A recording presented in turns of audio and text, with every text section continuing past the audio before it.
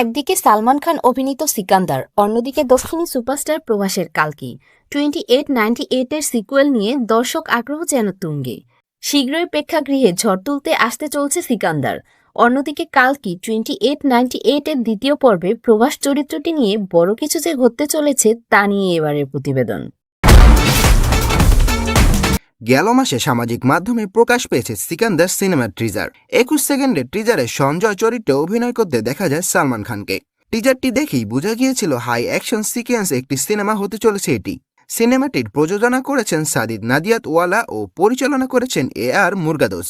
তিনি জানান এই সিনেমাটির প্রথমার্ধ 1 ঘন্টা 30 মিনিট এবং দ্বিতীয়ার্ধ 2 ঘন্টা 30 মিনিটের।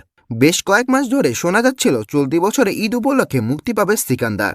কিছুদিন আগে শেষ হয় মুম্বাই এবং হায়দ্রাবাদে চলমান প্রায় 90 দিনের শুটিং। অবশেষে এবার সোশ্যাল মিডিয়ার মাধ্যমে সিনেমাটির মুক্তির ঘোষণা করেছেন ভাইজান নিজেই। অনেক দিনের জল্পনা কল্পনা এবার সত্যি হলো। AR মুরগাদোস পরিচালিত সিকান্দার সিনেমাটির মুক্তি পাবে আগামী 30 মার্চ।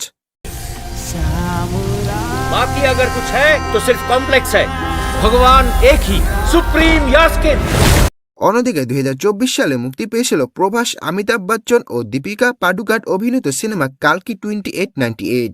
সেই বছরের সবচেয়ে বেশি আয় করা ও সফল সিনেমার মধ্যে এটি একটি। কালকি দ্বিতীয় পর্বের জন্য অধীর আগ্রহী আছে দর্শকরা। সিনেমাটি দ্বিতীয় পর্ব নিয়ে বড় একটি আপডেট দিয়েছেন পরিচালক নাগরশী। দ্বিতীয় পর্বে প্রভাসের স্ক্রিন টাইম নিয়ে কথা বলেছেন। তিনি জানান পার্ট 2তে প্রভাসের স্ক্রিন টাইম বেশি হবে।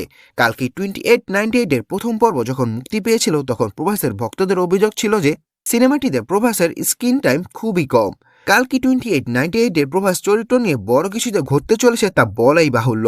সেই অপেক্ষায় এখন সিনেপ্রেমীরা। ये भी नहीं हारूंगा।